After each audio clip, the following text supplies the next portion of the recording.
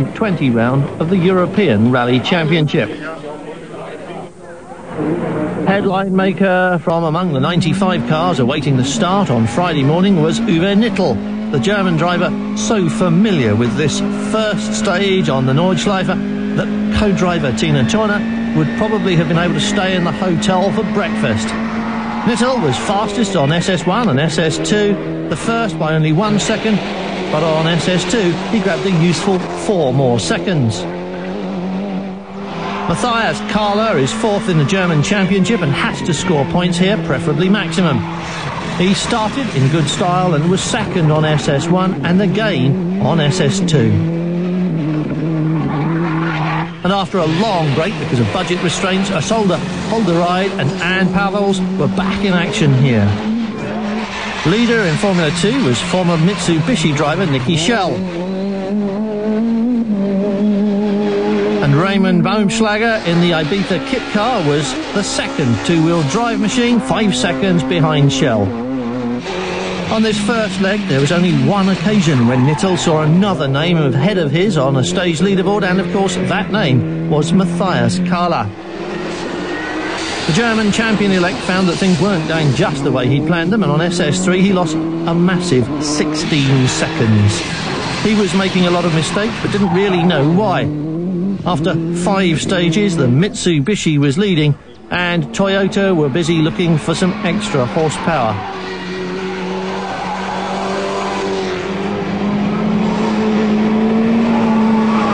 The old Nürburgring, harder than it looks for cars which are not usually tuned to go flat out for so long.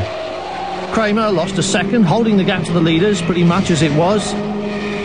But for Holderide, SS8 was one to forget as soon as possible. She hit a rock and had a puncture which cost her all but 2 minutes on the quickest stage time.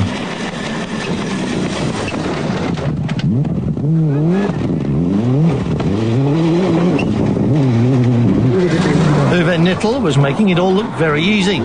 He's in excellent physical condition, accustomed to long stages and sustained high speeds. The Charisma was running well, no problems at all for a car on its first event here. At the end of day one, there was a service break before the cars went back to Parc Fermé. Enough time for a good mechanic to all but rebuild the complete car. A gearbox change in your local workshop will take at least a day, but here it takes about 20 minutes or so.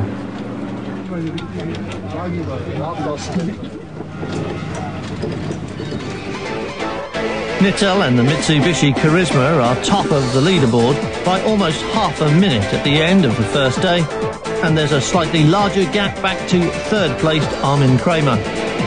De Jong is fourth, but he's over 2 minutes adrift, so it looks as if day 2 will be all about the top 3 crews. Day 2 of the ADAC Rally traditionally takes the crews into the Moselle Valley, and traditionally this is where the leaderboard sees the biggest changes. Most of them coming here on the first stage of the day, a 20-plus kilometre test which often establishes the final result. Rally leader Nittel was 9 seconds faster than Armin Kramer, but more importantly 11 seconds quicker than Matthias Kahler. Kahler grabbed back 10 seconds from Nittel on SS13, but he was still 29 seconds behind on the overall timesheet when they started SS14. Kahler finished it with a time of 13:07, but the important thing was Nittel's time. At 13 minutes and 41 seconds, Uwe Nittel was 34 seconds slower than Kahler, and the onboard camera shows exactly why.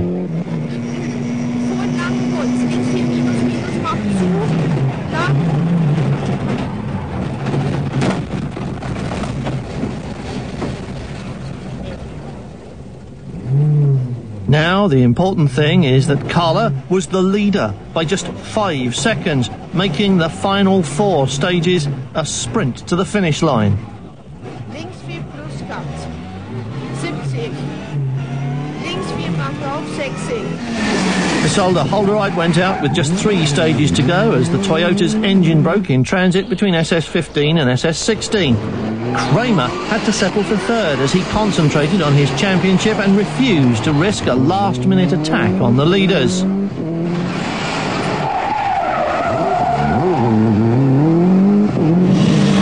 was 2 seconds faster than Nittel on SS15, and he was taking risks to make sure he stayed in front of the Mitsubishi, which lost another second on the next stage to be a total of 9 behind with 2 stages left.